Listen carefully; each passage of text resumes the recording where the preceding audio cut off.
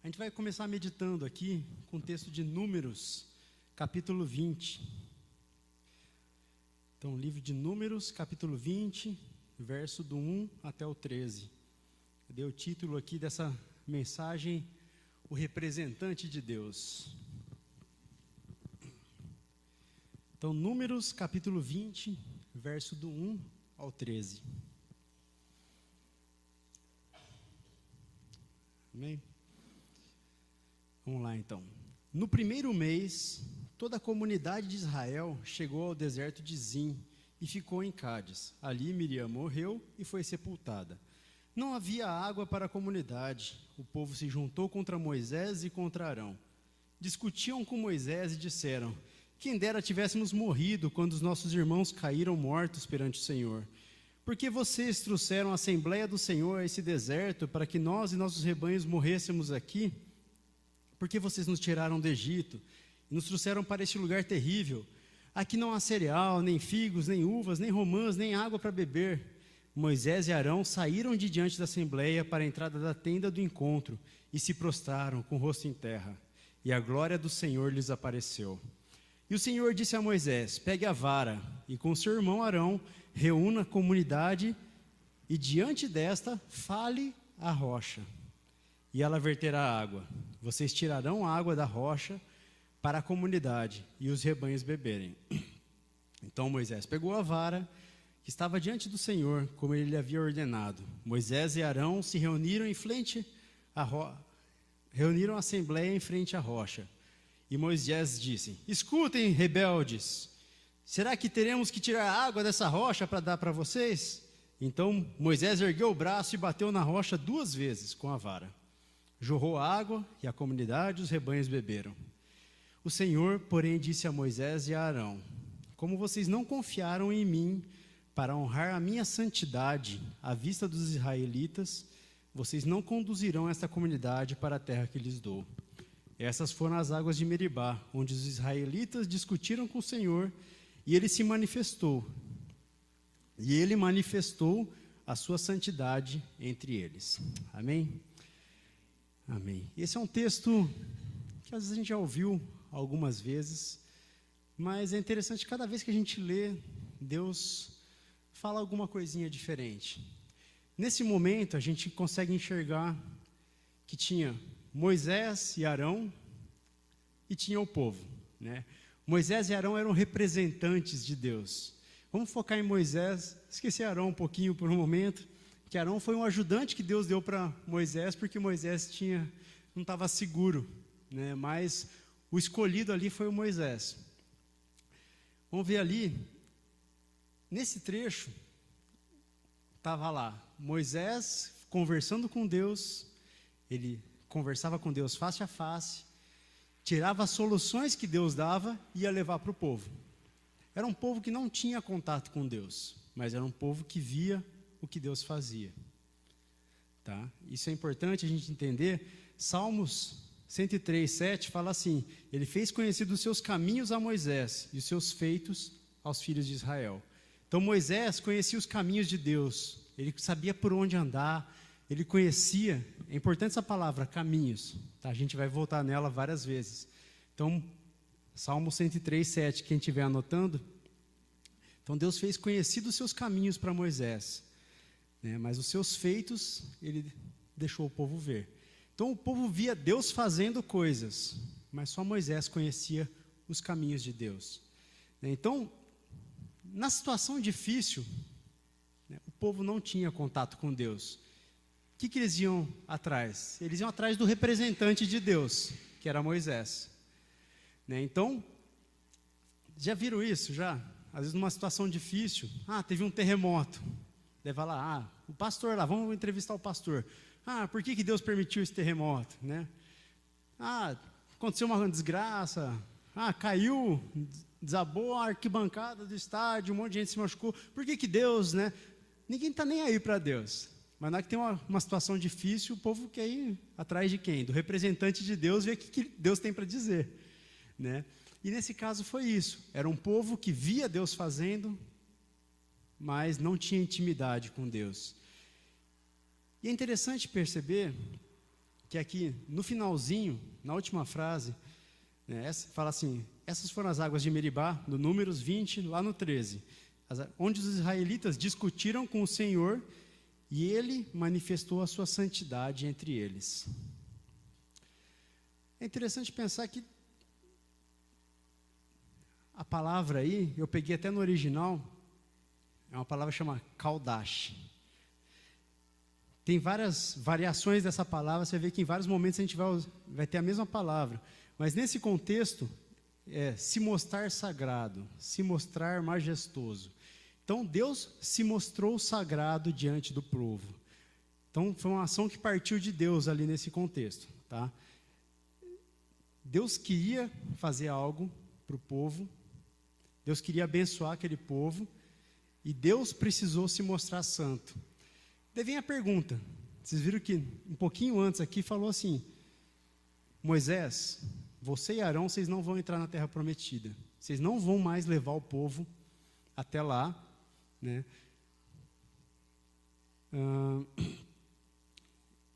Que vocês não confiaram em mim para honrar a minha santidade. Falou ali no trecho que a gente leu. Então eles não confiaram em Deus para honrar a santidade dele. E Deus precisou se mostrar santo. Já pararam para se perguntar por que Moisés não entrou na terra prometida? Por que Moisés foi chamado para fazer uma obra, mas ele não conseguiu chegar lá no final? Né? Interessante e triste. Se a gente for olhar, esse é o momento crucial para tudo, o porquê que Moisés não entrou na terra prometida. Ele foi chamado por Deus, foi escolhido, foi usado, falou com Deus, mas chegou num momento aqui, Deus no verso 8, ele falou assim, vai lá e fala com a rocha. Esse falar com a rocha é uma coisa específica. Tá? Deus deu uma ordem, vai lá conversar com a rocha, e a rocha vai jogar água, e vocês vão ver a ação de Deus. Mas o que Moisés fez? Ele foi lá, tratou o povo mal, ele chegou xingando praticamente, né? Ele virou e falou, seu bando de rebeldes, vocês querem ver também? O que a gente vai fazer? Vai ter que tirar água dessa pedra aqui? Então, olha aqui, pá, e bateu na rocha 2 vezes com o cajado. Você pode olhar e falar assim, não tem tanto problema, né? No final de contas, deu certo, né? Fez mais ou menos, não foi exatamente o que Deus mandou, mas deu certo. Mas o foco de Deus não está no resultado. Deus fez, né? Deus não ia deixar o povo morrer. Deus fez. Mas Deus não foi honrado através de Moisés. Né? Moisés era o representante de Deus, ele representava Deus e ele tratou o povo mal. E Deus precisou se mostrar santo para o povo. É meio confuso. Né? A gente vai chegar, vamos pegar um outro texto que explica um pouco melhor, né? Mas Deus não queria se mostrar um Deus bravo naquele momento. Deus não queria se mostrar um Deus agressivo, né? Deus queria se mostrar santo naquele momento. E Moisés não foi um bom reflexo disso. Vamos ver e entender melhor aqui, Deuteronômio 32, versos 51 e 52.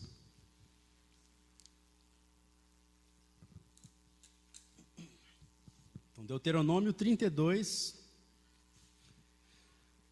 versos 51 e 52. Lá no finalzinho de Deuteronômio, tá?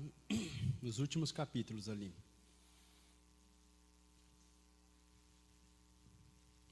Deuteronômio 32. Fala assim: porquanto transgredistes contra mim. Tá? Esse transgredistes significa não foi fiel. Tá? Deus estava esperando uma coisa de Moisés e de Arão ali juntos, né? Mas eles não fizeram o que Deus esperava.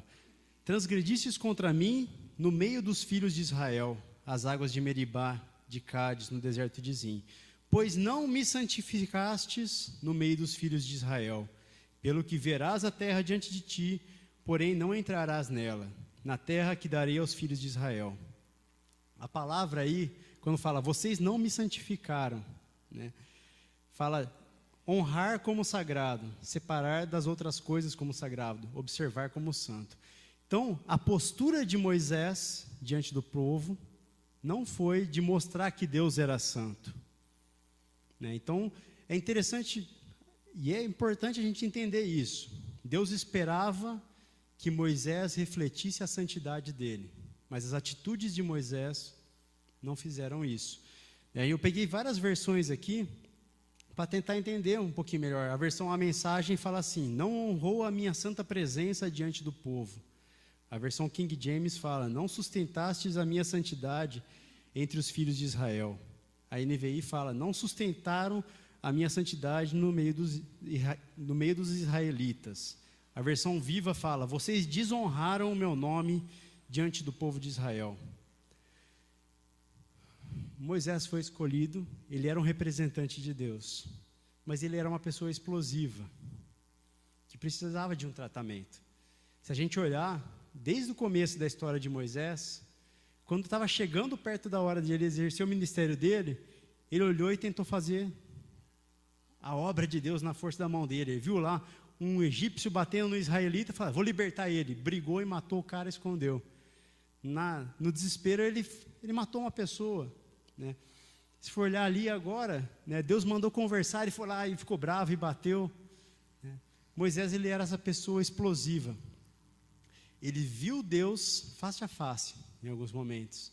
Ele teve diante da presença, fala que Deus passou com toda a sua bondade diante dele.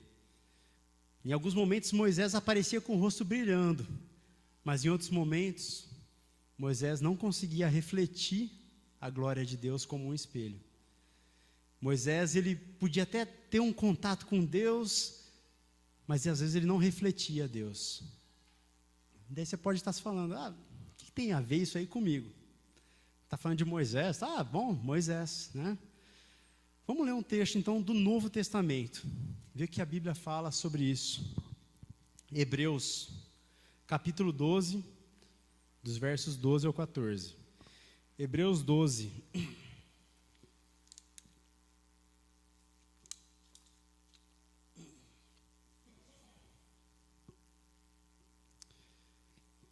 Hebreus 12, do 12 ao 14. É um trecho aí que é muito usado, e para mim é usado fora de contexto, né? Não que seja para o mal, né? Mas é usado fora do que está escrito realmente aí nesse trecho. Hebreus 12, do 12 ao 14. Portanto, fortaleçam as mãos enfraquecidas e os joelhos vacilantes. Façam caminhos retos para os seus pés, para que o manco não se desvie, mas antes seja curado. Esforcem-se para viver em paz com todos e para serem santos. Sem santidade, ninguém verá o Senhor. Não sei se você já leu assim, mas eu já li várias vezes esse texto numa visão egoísta. Eu li o texto e falei assim: bom, eu preciso ser santo, que fala, sem santidade eu não vou ver Deus, né? É o que eu sempre entendi, né? Eu preciso ser santo porque eu quero ver Deus, então se eu não for santo eu não vou ver Deus. Só que tem todo um contexto em volta desse texto que às vezes a gente não está entendendo. Então vamos pegar por partes aqui o que está sendo falado, né? Primeira parte: portanto, fortaleçam as mãos enfraquecidas e os joelhos vacilantes. Então, a gente pode até ler para a gente esse primeiro pedaço, né? Fala, então fica de pé, se fortalece, né? Você pode ler já pensando num próximo, né? Fala, quem está do seu lado, que está com o joelho bambeando, você vai ajudar a se levantar, vamos todos levantar juntos, né? Porque ele fala de joelhos vacilantes, né? Dá a entender que tem várias pessoas, até pela próxima frase, né? A segunda frase: façam caminhos retos para os seus pés. Então esse aqui está falando de você, tá? Então para os seus pés precisa de caminhos retos, né? Por quê? Para que o manco não se desvie. Então tem uma segunda pessoa aí nessa história, tá? Então façam caminhos retos para os seus pés, para que o manco não se desvie, mas antes seja curado. Então tem uma coisa muito importante aqui: você precisa andar num caminho reto, para quem está vindo atrás, seguindo você, para não tropeçar. Então quando ele fala ali, fortaleçam as mãos enfraquecidas, os joelhos vacilantes, não está falando só de você, para começar. Ele está olhando para a igreja. A igreja, juntos, vamos nos levantar e começar a andar juntos. E para você, precisa ter um caminho reto. Tá? Próximo versículo. Esforcem-se para viver em paz com todos e para serem santos. Sem santidade, ninguém verá o Senhor. Então a gente precisa andar num caminho reto para que os outros não tropecem, né? E a gente precisa ser santo, porque senão ninguém vai ver Deus. Se você não for santo, as pessoas não vão ver Deus. Tá? Então, esse texto aqui, ele está falando de um movimento dentro da igreja e dentro da nossa vida cristã, onde a gente serve de referência para outras pessoas. Se a gente for pensar em Moisés, por que Deus ficou tão bravo? Porque Moisés era um representante de Deus. E Moisés não conseguiu honrar a santidade de Deus diante das pessoas. Deus cumpriu o seu propósito. Os planos de Deus nunca falham. Mas Moisés não foi abençoado vendo a terra prometida, porque ele não conseguiu honrar Deus. Então é interessante, esse texto aqui ele fala, o meu caminho precisa ser reto, para eu ajudar aquele que é manco. Não só para o que é manco não tropeçar, mas para que ele seja curado. O que significa isso? Façam caminhos retos para os seus pés. Então eu tenho que andar num caminho reto, para que o manco não se desvie, mas antes seja curado. Ele só vai ser curado na presença de Deus. E se eu estiver andando para perto de Deus, aquelas pessoas que estão meio bambeando, são crentes, mas não tanto. Você precisa ser o crente, precisa ser o espelho, precisa ser a referência, para que essas pessoas se cheguem a Deus e sejam curados e comecem a andar reto, para que outras pessoas comecem a olhar para elas e sejam curadas também. Tá? Então esse versículo tem muito mais do que, eu preciso ser santo para ver Deus. A gente não pode ter essa visão egoísta. A gente precisa refletir Deus e honrar o nome dele. Quantas vezes já não ouviram falar, fulano é crente? Daí o pessoal até fala, vixe, crente, Muitas vezes tem gente que não está honrando o nome de Deus. Né? Tem gente que tem loja que sabe que às vezes os mais caloteiros são os crentes. Né? Ainda é pastor. Né? Infelizmente tem de tudo. Né? O povo que usa o nome de Deus, né? Só que essas pessoas vão dar conta diante de Deus da vida delas e daqueles que eles estão fazendo tropeçar. Né? Porque a Bíblia fala que não seja pedra de tropeço, né, para outras pessoas. A gente vai dar conta disso. Tem uma outra passagem aqui, Salmo 84, versos 5 e 6. É um trecho interessante também que eu fiquei meditando. Eu falei, às vezes Deus ia falando coisinhas picadinhas. Né? Um dia eu li um versículo, falei, tem alguma coisa aqui, eu não estou entendendo. De repente eu li outra coisinha, tem outra coisa aqui que eu também não estou entendendo. Mas de repente Deus traz a luz e está tudo junto. Né? Salmo 84, versos 5 e 6. Bem-aventurado o homem cuja força está em ti, em cujo coração estão os caminhos aplanados, que passa pelo vale de Baca e faz dele uma fonte, a chuva também enche os tanques. Então ele está falando que no coração dessa pessoa tem um caminho aplanado. Você vê que essa palavra está se repetindo.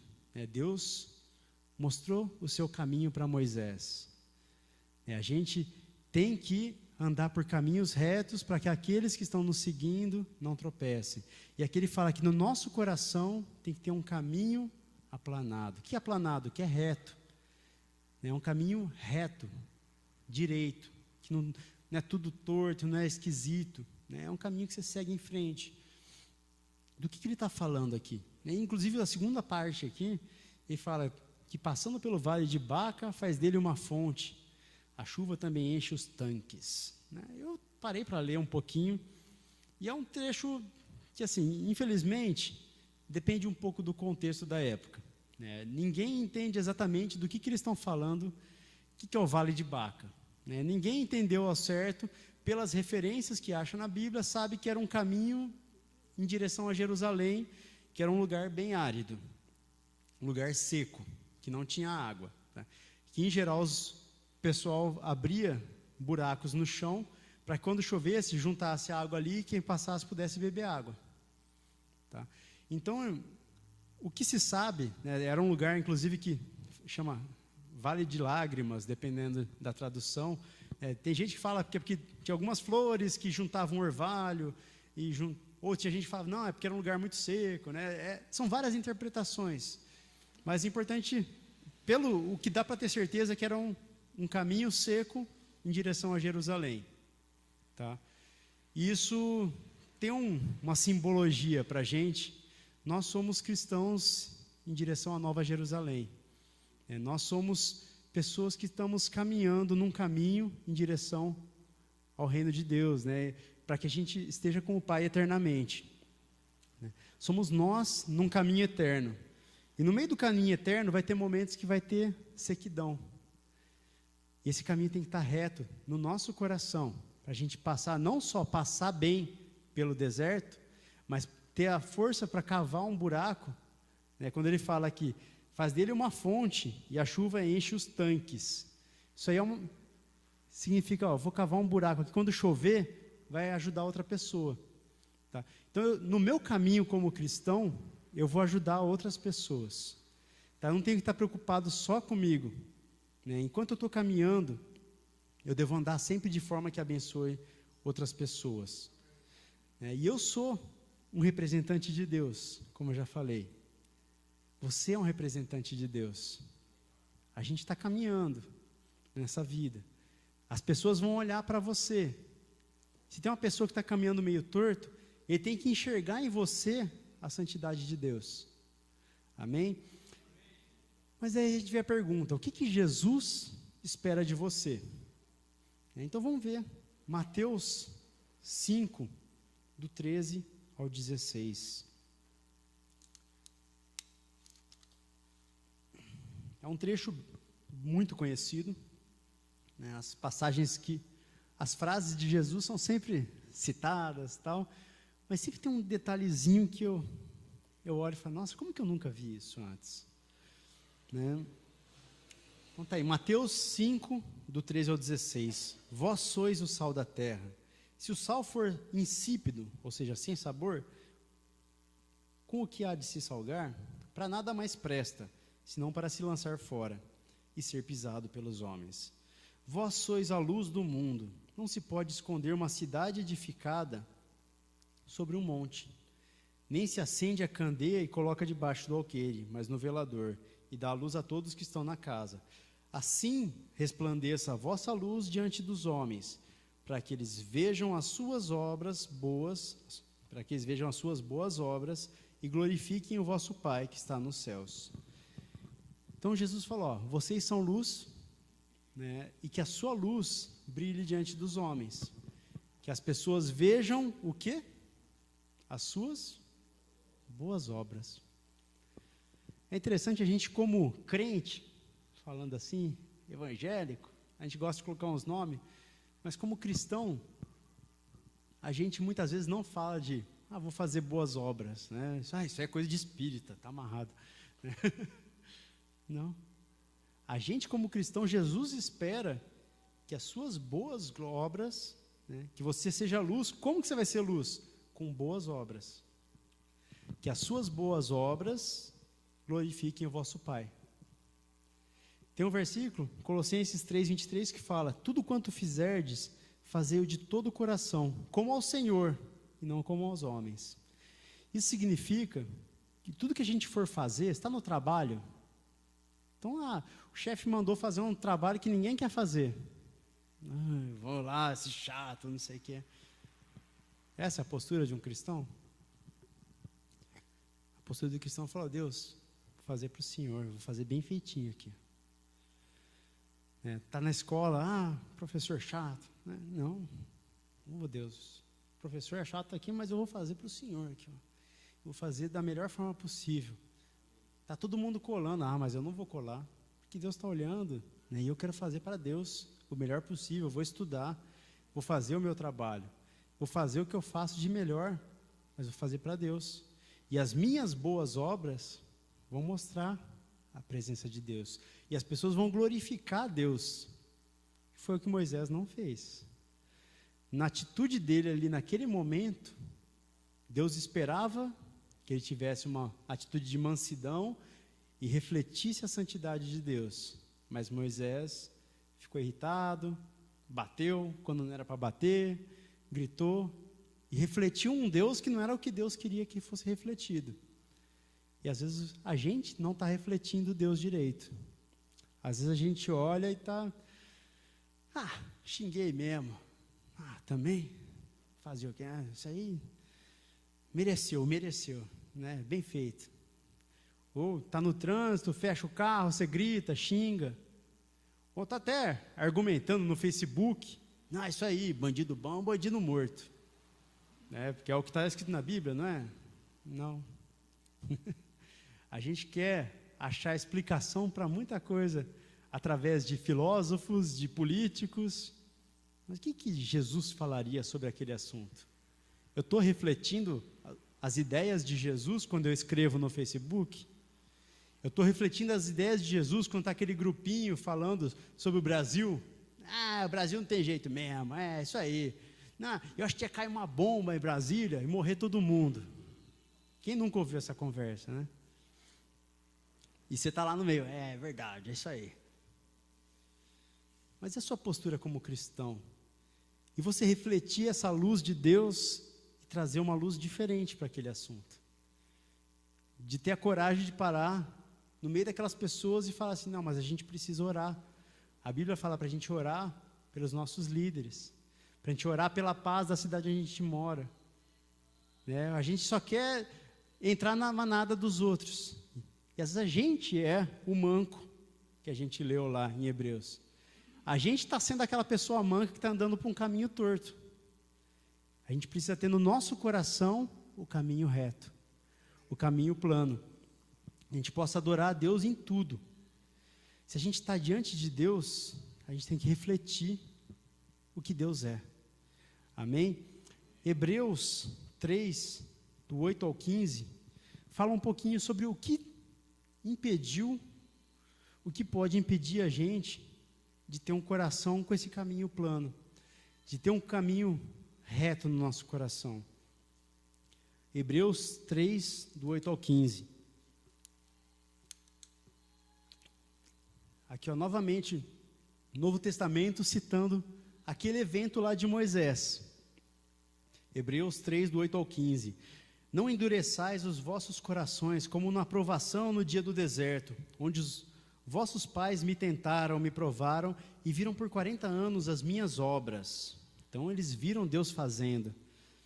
Por isso me indignei contra essa geração e disse, eles sempre erram em seu coração, e não conhecem os meus caminhos. Então pelo coração Deus já vê quais são os seus caminhos. Ele vê que você está vendo ali o que Deus faz, mas você não tem intimidade.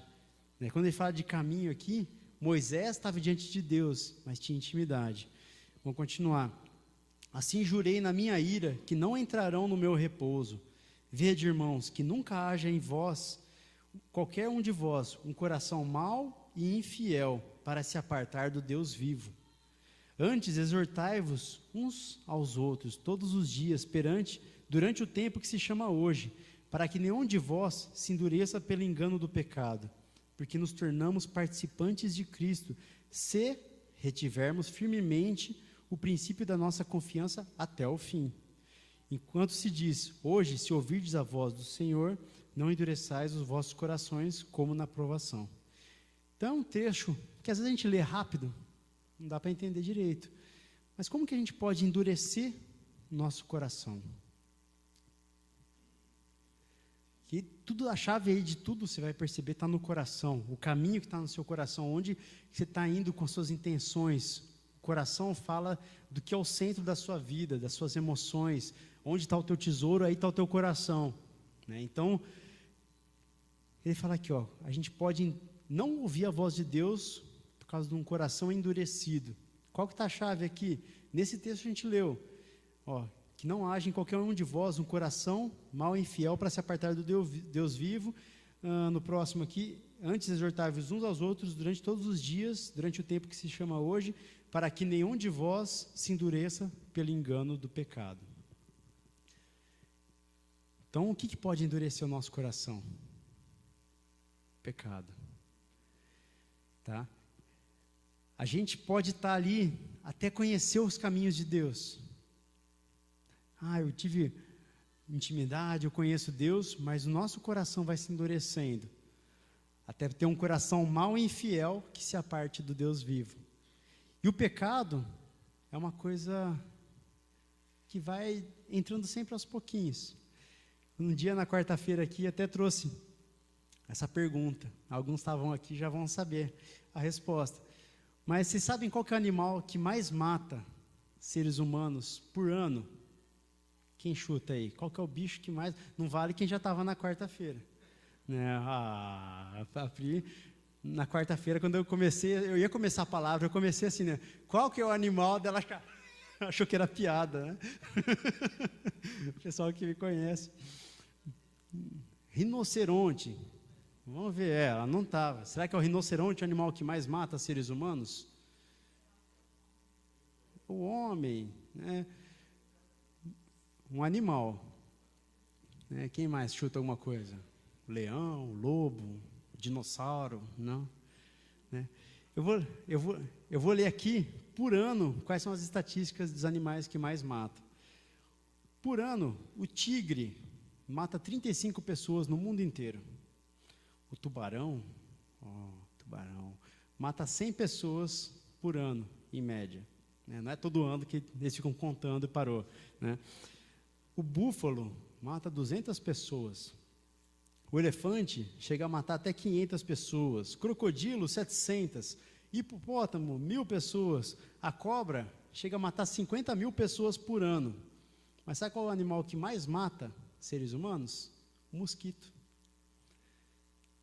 O mosquito mata mais de 1 milhão de pessoas por ano. Com dengue, com febre amarela. Ele é transmissor de várias doenças. E o mosquito é o que mais mata. É interessante pensar que o que a gente menos dá bola é o mais perigoso. Isso a gente pode trazer para a nossa vida cristã. A gente tem medo das coisas grandes, a gente tem medo, nossa, a gente olha e fala, nossa, olha que misericórdia, fulano caiu lá, adulterou, misericórdia, né? Pecador, oh Deus me livre, obrigado. Né? Vocês já leram, né, a passagem que Jesus, olha aqui, Lucas 18, do 10 ao 14, fala assim, 2 homens subiram ao templo para orar, um fariseu e outro publicano. O fariseu, estando de pé, orava consigo dessa maneira, Deus, graça te dou, porque não sou como os demais homens, roubadores, injustos, adúlteros, nem ainda como este publicano. Jejuo 2 vezes por semana e dou meus dízimos de tudo quanto possuo. O publicano, porém, estando de pé, de longe, nem ainda queria levantar os olhos para o céu, mas batia no peito, dizendo, Deus, tem misericórdia de mim, que sou pecador. Digo-vos que este desceu justificado para a sua casa, e não aquele, porque qualquer um que a si mesmo se exalta, será humilhado, e qualquer que a si mesmo se humilha, será exaltado. Então, muitas vezes a gente é igual a esse cara. A gente acha, não, eu não mato, não roubo, tô de boa. A gente está preocupado com o tubarão, que mata algumas pessoas. Né? A gente estava preocupado com o tigre, que não mata 30 pessoas. Mas o mosquitinho que está rodeando as nossas pernas ali, a gente não dá bola. E às vezes é justamente o mosquitinho na vida espiritual que está pegando você. Mateus 7, do 3 ao 5, fala assim, por que te has de preocupar com uma palha no olho do teu vizinho, quando tem uma tábua no teu próprio olho? Como poderias dizer, amigo, deixa-te ajudar a tirar essa palha do teu olho, quando afinal tu mesmo tem uma trave no teu? Isso é hipocrisia. Liberta-te primeiro do que tens na vista, e depois então poderás ajudar o teu irmão. Então às vezes a gente não consegue enxergar o que está na nossa vida. O que Jesus está falando é assim, você quer ajudar as pessoas, mas primeiro para olhar para você. Porque a gente erra em tantos níveis, de tantas formas, e a gente às vezes não consegue enxergar os nossos erros.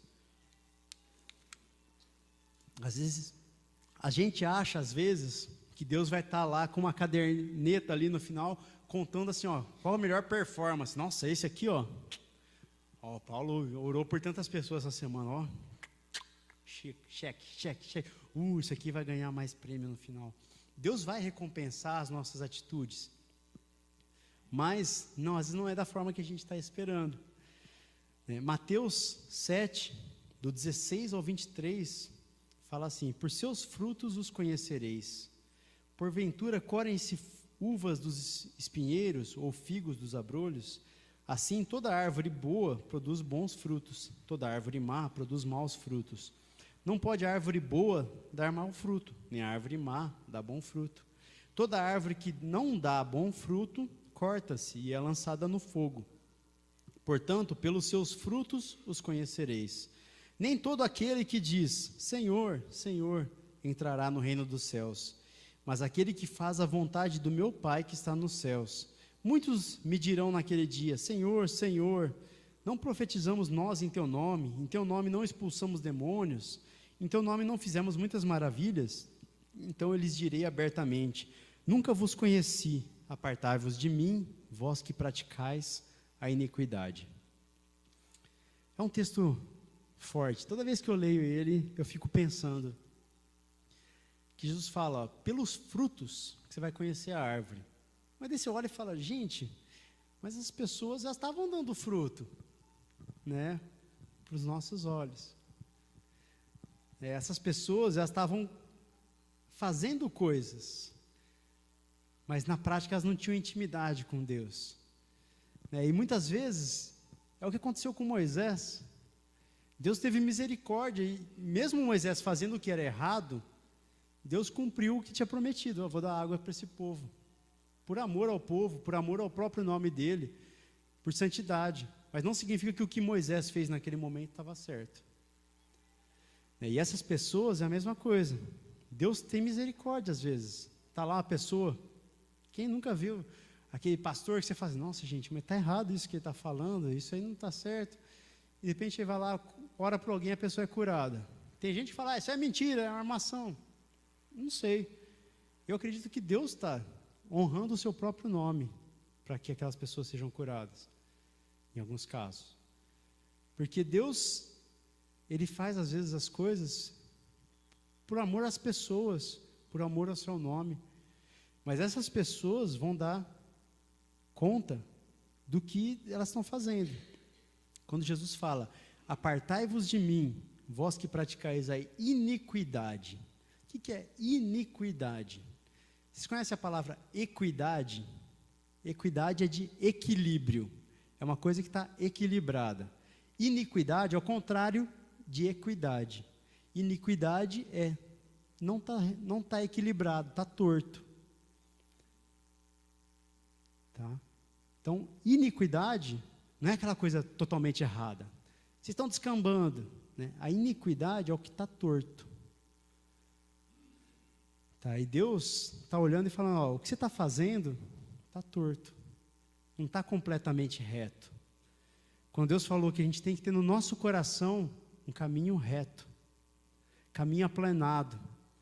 A gente tem que andar por caminhos retos. As coisas de Deus são retas. E o que é iniquidade é que não está equilibrado.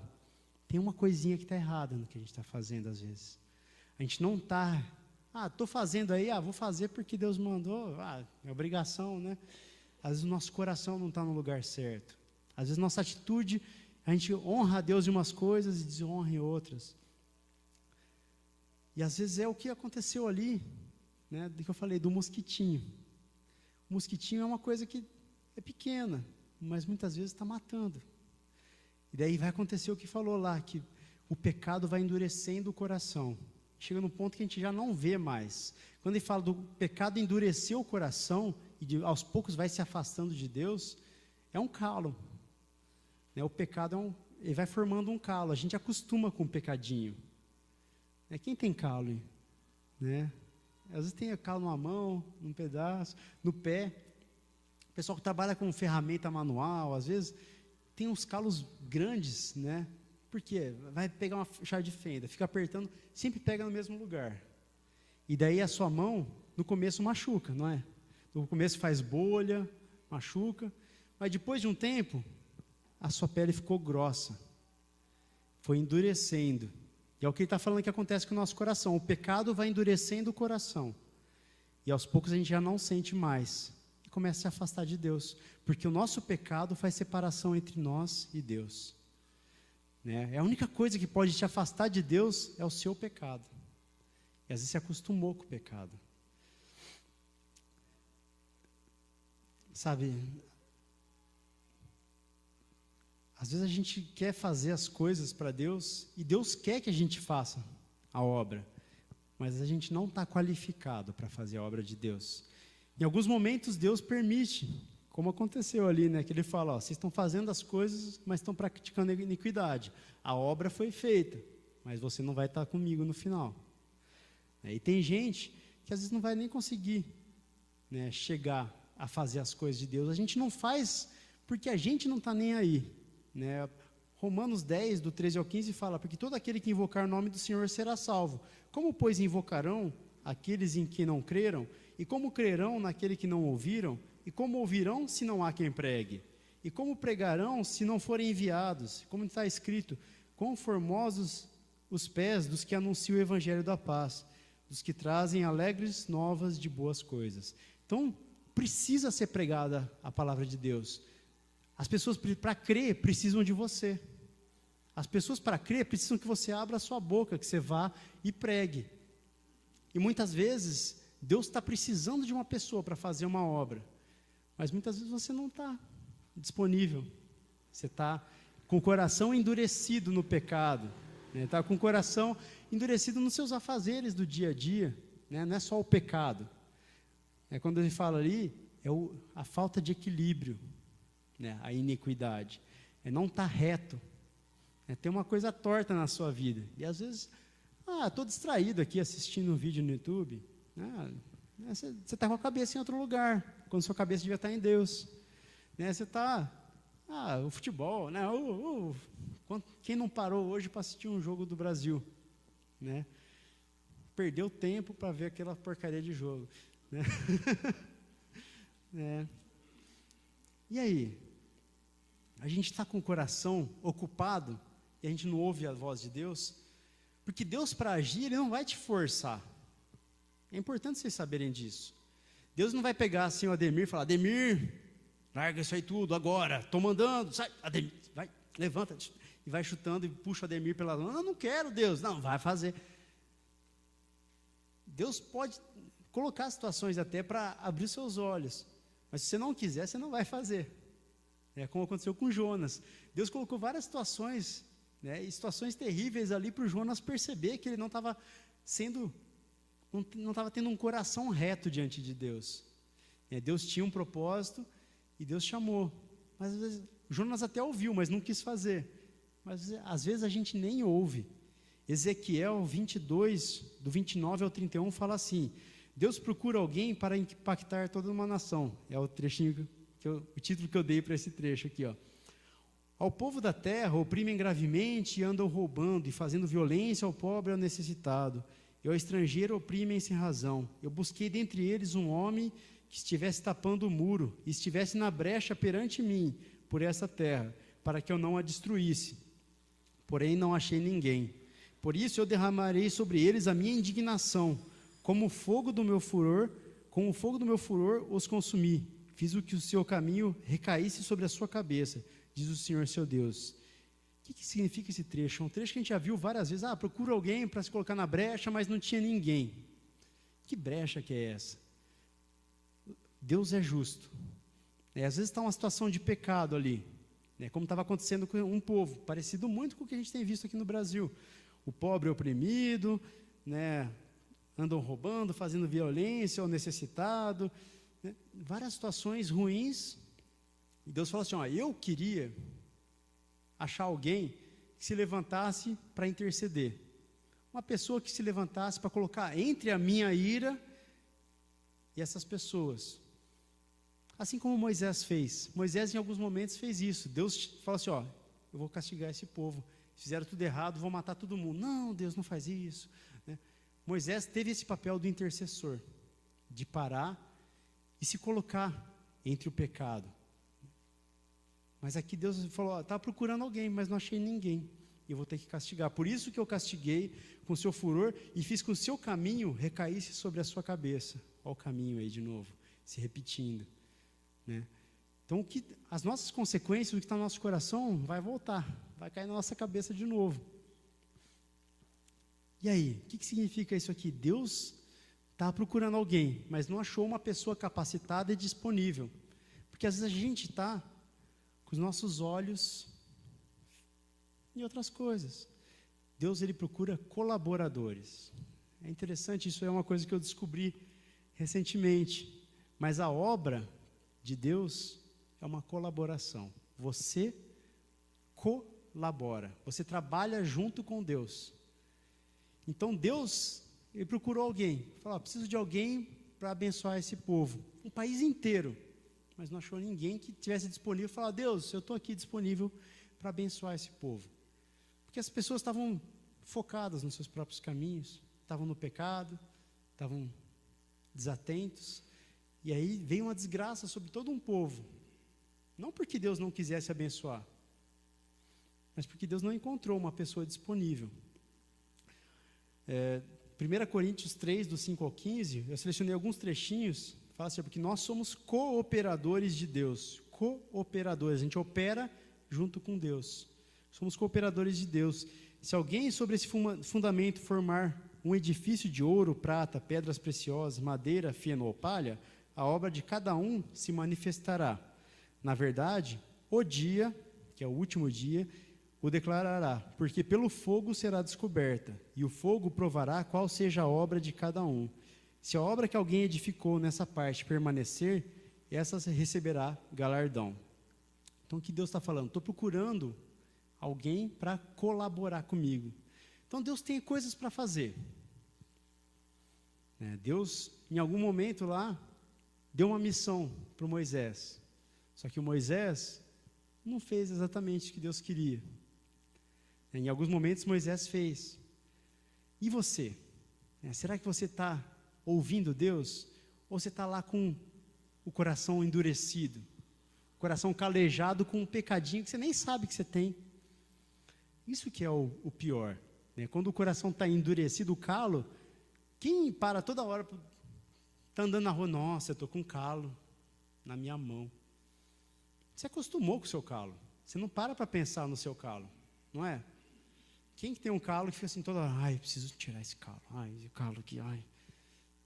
Não, o calo faz parte de você.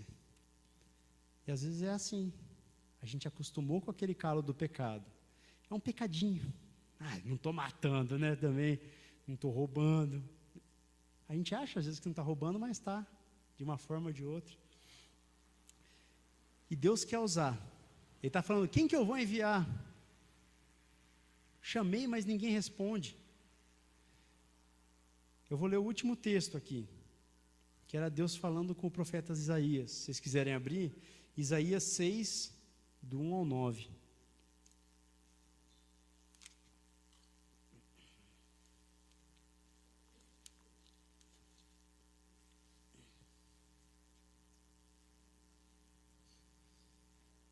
Deus quer usar a sua vida. Mas para isso, você precisa estar disponível para Ele, andando em caminhos retos, porque as pessoas vão olhar para você. E como que Deus vai usar? A gente falou ali, andando no caminho reto, as suas boas obras vão glorificar a Deus. E as pessoas vão glorificar a Deus através de verem você. Só que se a gente estiver com esse pecadinho, a gente não ouve Deus, não sai para falar, a gente não reflete boas obras. Isaías 6, do 1 ao 9. No ano em que morreu o rei Uzias, eu vi o Senhor assentado sobre um alto e sublime trono, e as orlas do seu manto enchiam o templo. Ao seu redor havia serafins, cada um tinha 6 asas, com 2 cobria o rosto, com 2 cobria os pés, e com 2 voava. E clamavam uns aos outros, dizendo, Santo, Santo, Santo é o Senhor dos exércitos. A terra toda está cheia da sua glória.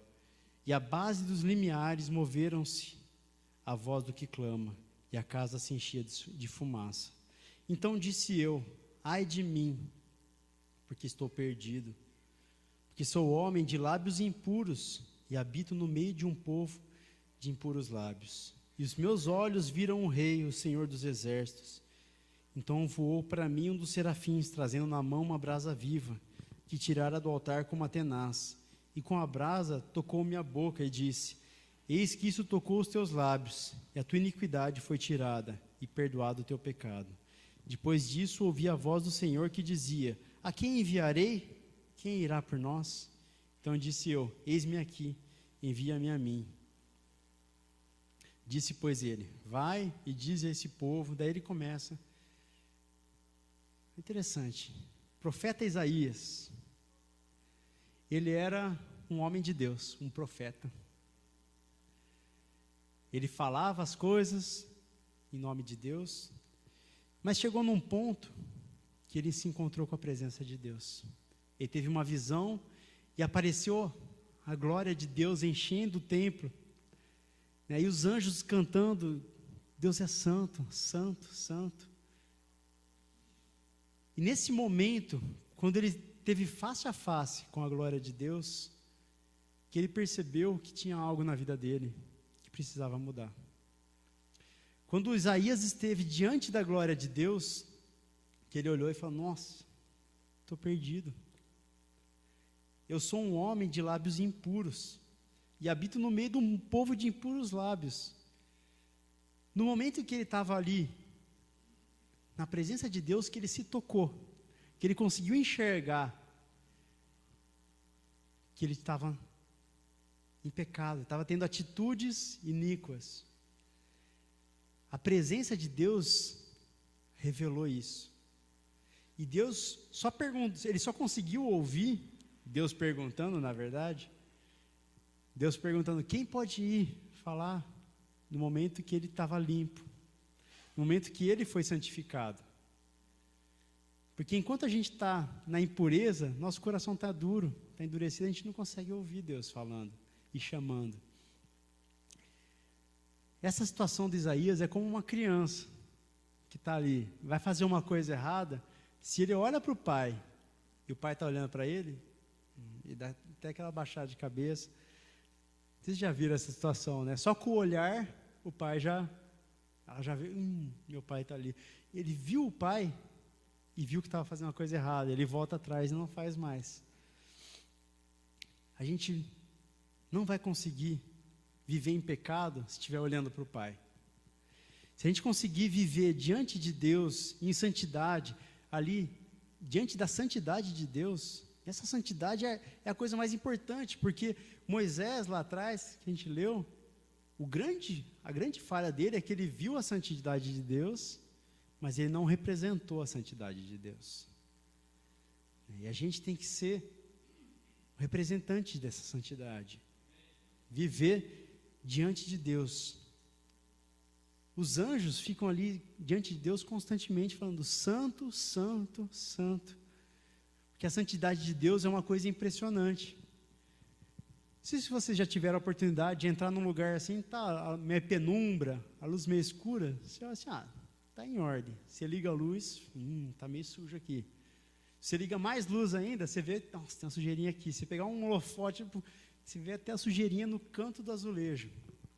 Quanto mais luz na sua vida, mais você vai enxergar as coisinhas que precisam ser mudadas. Quanto mais contato com a santidade de Deus, mais vai sendo revelada o pecado na sua vida, a iniquidade, o que está torto, o que precisa ser mudado. Então, quanto mais luz a gente vê, mais a sujeira de Deus. A sujeira de Deus, mais a nossa sujeira, né? Porque Deus não tem sujeira, amém? Isaías percebeu, diante da presença de Deus, olhando, falando: eu estou com os lábios impuros. Eu estou vivendo com gente de lábios impuros e eu estou com lábios impuros. Diga-me com quem anda, direi com quem você é. Se mostrou verdade ali para Isaías. E aí, para você pensar, como que está a sua vida? O anjo veio e tocou a boca com a brasa do altar. E a boca dele foi purificada. Como que está? O que está precisando ser tocado na sua vida? Fala: Deus, estou com os olhos impuros. Eu tenho olhado coisas que não te agradam. Eu tenho falado coisas que não te agradam, tenho ouvido coisas que não te agradam, tenho tocado, tenho feito. Minhas atitudes estão impuras. A gente tem que olhar para a santidade de Deus e pensar, eu tenho que ser um representante de Deus. Eu tenho que refletir essa glória. Queria que vocês fechassem os olhos agora e começassem a olhar para a sua vida. Você começasse a pensar, como que está a minha vida? Oh, Senhor. Vai orando, irmão. Vai conversando com Deus. A gente vai cantar uma música. Amém?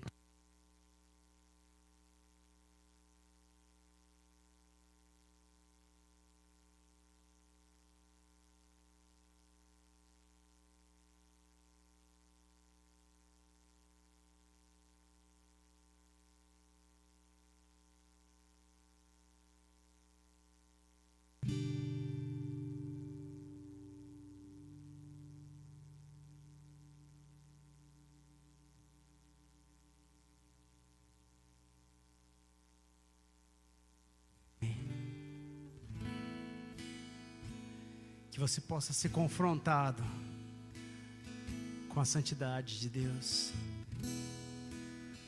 Assim como Isaías, quando ele viu a santidade de Deus, ele reconheceu: Deus, eu sou um homem de lábios impuros. Que você olhe para a sua vida, deixe o Espírito Santo te convencer do teu pecado.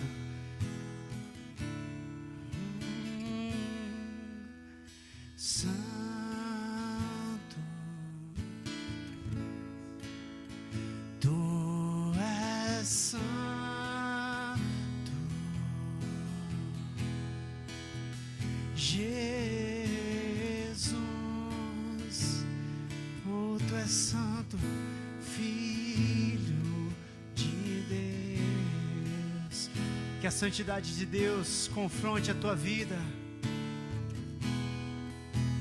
Santo, oh, tu és santo,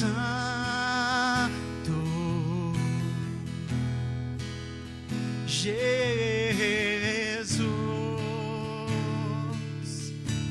Filho de Deus. Deixa Ele tocar a tua vida com a brasa do altar. Oh, Santo,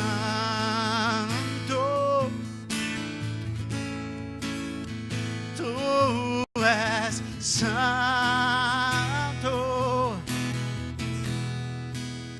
Jesus, Filho de Deus. Que Deus seja adorado na sua vida através da tua atitude.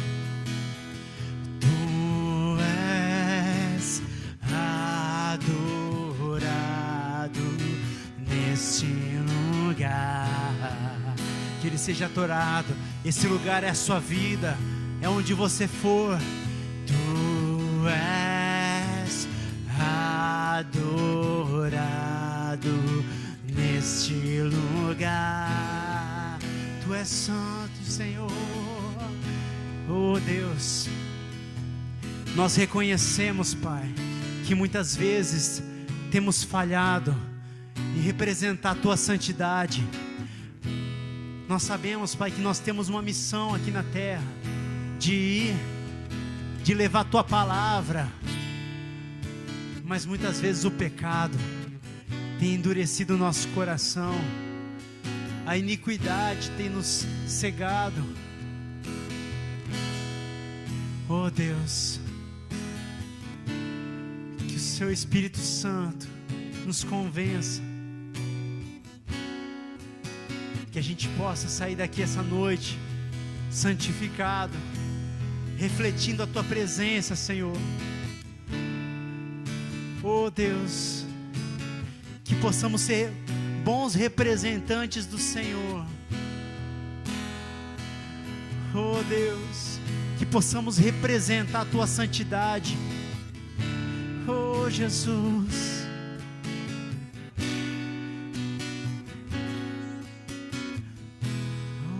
Jesus. Aleluia, Senhor.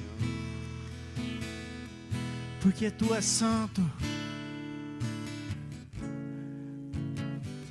Deus, por nós não temos como ser santos, mas nós sabemos que na Tua presença nós seremos santificados. Nós somos transformados de glória em glória. A cada contato com o Senhor nós ficamos mais parecidos contigo. E a Tua santidade revela aquele mosquitinho que está lá no cantinho. A Tua santidade revela o pecado que está latente no nosso coração. Oh Jesus, nós queremos ser santos como Tu és santo. Vem nos santificar, Senhor. Oh Jesus, dependemos de Ti, Senhor. Oh Pai, amém. Que você possa se encontrar com o Senhor, não só aqui. Que essa palavra encontre pouso na sua vida.